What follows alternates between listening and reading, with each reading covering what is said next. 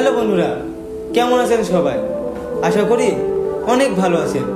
আর আজকের এই ভিডিওটা শুধুমাত্র আপনাদের জন্য, আর আপনারা এই ভিডিওটা লাস্ট অবধি দেখতে থাকুন।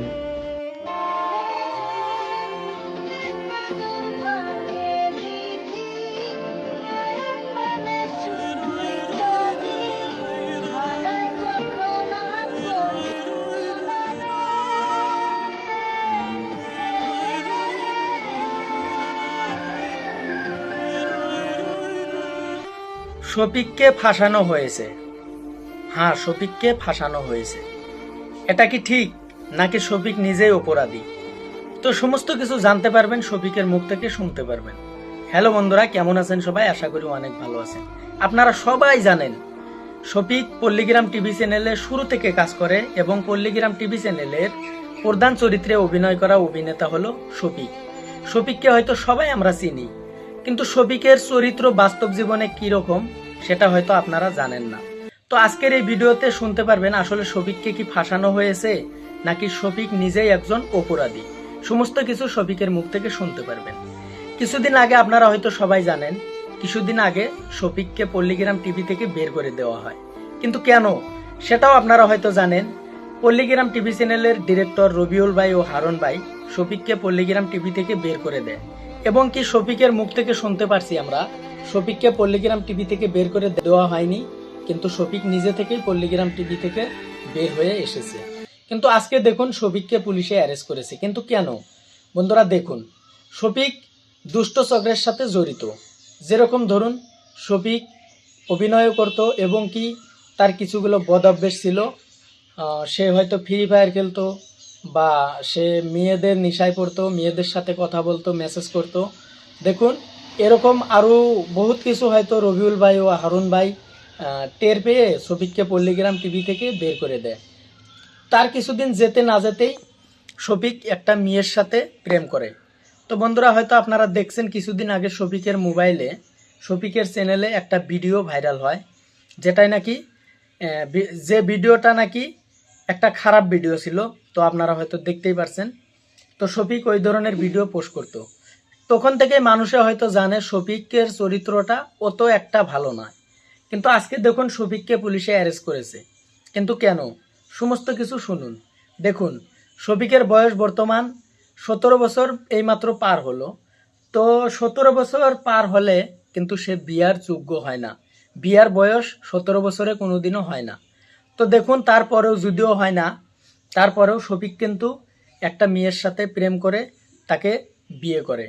বিয়ের কিছুদিন যেতে না যেতেই শফিক সেই মেয়েটাকে ব্ল্যাকমেলিং করে। ব্ল্যাকমেলিং বলতে, যেমন ধরুন শফিক সেই মেয়েটাকে ডিভোর্স দিতে চায়। তো বন্ধুরা দেখুন, কিছু মেয়েটার গোপন তথ্য ছিল শফিকের হাতে, সেগুলো নাকি সোশ্যাল মিডিয়ায় ভাইরাল করে শফিক নিজে। তার এটা একটা অপরাধ। দেখুন, এমনিতেই তার বয়স হয় নাই, তারপরেও সে বিয়ে করেছে, এটাও একটা অপরাধ, আইন মতো অপরাধ। তারপরেও সে কিছুগুলো ভিডিও, যেগুলো ভিডিও নাকি তারা নামের মেয়েটার সাথে সে ভিডিও করেছিল, সেই ভিডিওগুলো সোশ্যাল মিডিয়ায় পাবলিশ করে, সেখান থেকে মেয়েটা ভাইরাল করে। সেই ভিডিওগুলো শফিক নিজে থেকেই ভাইরাল করে। তো বন্ধুরা, বর্তমান পুলিশে ধরেছে শফিককে এই জন্যই, কারণ দেখুন শফিক সেই মেয়েটাকে ব্ল্যাকমেলিং করে এবং কি অন্য মেয়ের সাথে কথা বলে। দেখুন, সেই মেয়েটা সহ্য করতে পারে না, যেহেতু শফিক তাকে বিয়ে করেছে। সেগুলো কথায় প্রতিবাদ করার জন্য শফিক তাকে ডিভোর্স দিতে বাধ্য হয়। তো বন্ধুরা, ডিভোর্স দিতে যদি বাধ্য হয়, শফিক তখন মেয়েটার কথা শুনে না। তার মেয়েটার গার্জিয়ানে শফিকের নামে কেস করে। তো বন্ধুরা দেখুন, শফিকের নামে যখন কেস করে তখন শফিককে পুলিশে অ্যারেস্ট করে। কিন্তু দেখুন, পুলিশে একটাই কাজ ভালো করেছে, সেটা আমিও মানি, আপনাদেরও মানতে হবে। দেখুন, 17 বছর বয়স হলে কোনোদিনও বিয়ার উপযুক্ত হয় না। যেমন ধরুন, বিয়ের বয়স সরকারি আইন মতে 17 বছরে কোনোদিনও হয় না, কমসে কম 25 বছর হতে লাগে। তো বন্ধুরা, যেহেতু শফিক সরকারি আইনটা ভঙ্গ করেছে, এটা শফিকের অপরাধ। তারপর হলো, শফিক যে মেয়েটাকে বিয়ে করেছে তারও 18 বছর হয় নাই, এটাও যেমন শফিকের অপরাধ। তো বন্ধুরা, এরকম ধরুন শফিকের অনেকগুলো অপরাধ রয়েছে, যেগুলো নাকি বর্তমান সমাজের জন্য খুবই খারাপ। তো বন্ধুরা, এইভাবে যদি সমাজটা চলতে থাকে, আমাদের দেশটা বা আমাদের এই যে দেশের পরিবেশটা একসময় নষ্ট হয়ে যাবে। তো বন্ধুরা, আপনারা সবাই ভাবছেন হয়তো শফিক নির্দোষ। এটা কখনো না, শফিক কোনোদিনও নির্দোষ হতে পারে না। কারণ যে ছেলেটা নাকি 17 বছর বয়সে বিয়ে করতে পারে সে কোনোদিনও নির্দোষ হতে পারে না। এটা আপনারাই বলুন, ও কিভাবে নির্দোষ, শফিক কিভাবে নির্দোষ হয়? কিছুদিন আগেই তো মেয়েটার সাথে একটা খারাপ ভিডিও সোশ্যাল মিডিয়ায় ভাইরাল করলো। তো দেখুন কিভাবে শফিক নির্দোষ হয়। দেখুন, শফিককে আমিও ভালোবাসি, আপনিও ভালোবাসেন, ঠিক আছে, কিন্তু ধরুন শফিক নির্দোষ কিভাবে হয়? আপনারা কথাটা বোঝার চেষ্টা করুন। 17 বছর বয়সে যে বিয়ে করে সেই ছেলেটা ভবিষ্যতে কি করতে পারবে? তো দেখুন, শফিকের অনেকগুলো চ্যানেল রয়েছে। আমি শফিককে খুবই ভালো পাইতাম, কিন্তু যেগুলো কাণ্ডকীর্তি করেছে সেগুলোর জন্য আমি শফিককে খুবই খারাপ পেয়েছি। আমি ভিতর থেকে আমার খুবই খারাপ লাগে। দেখুন, শফিকের এসব করা ঠিক হয় নাই। তো বর্তমান সময় শফিক পুলিশের হাতে আছে, আইন আছে, দেশে আইন আছে, আদালত আছে, তারাই ডিসাইড করবে আসল সত্যিটা কি। হয়তো ধরুন আইনের হাতে, আইনে তদন্ত করবে, পুলিশে তদন্ত করবে, তদন্ত করে যে দোষী তাকে নিশ্চয় উচিত শাস্তি দিবে, এটাই আমার কামনা। তো বন্ধুরা, ভবিষ্যৎ প্রজন্মের জন্য শফিক যে কাজটি করেছে খুবই খারাপ করেছে, তার জন্য শফিকের শাস্তি হওয়া দরকার। একটা নাবালিকা মেয়েকে ধর্ষণের অভিযোগে শফিকের নামে মামলা করা হয়েছে। সেই মামলার উপরে ভিত্তি করে শফিককে পুলিশে গ্রেপ্তার করে। এখন সম্পূর্ণ প্রক্রিয়াটা আইনিভাবে হবে। যেমন ধরুন, আইনে পুলিশে তদন্ত করে আসল দোষীকে উপযুক্ত শাস্তি দিবে। এটা আমরা আইনের প্রতি আশাবাদী। এবং দেখুন, আইন সবার জন্য সমান। আর যে দোষী সে অবশ্যই শাস্তি পাবে, আইনের প্রতি আমাদের বিশ্বাস আছে। তো বন্ধুরা দেখুন, শফিক কতটুক দোষী নির্দোষী সেটা প্রমাণ করবে আইনে। তো আইনে যদি শফিক নির্দোষ হয় তাহলে শফিক অবশ্যই মুক্তি পাবে।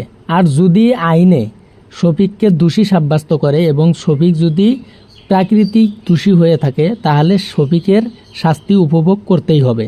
তার উপরেও দেখুন, শফিক একজন নাবালিকা ছেলে, যার নাকি বিয়ের বয়স হয় নাই, তারপরেও সে যদি বিয়ে করে থাকে তাহলে সে একজন অপরাধী।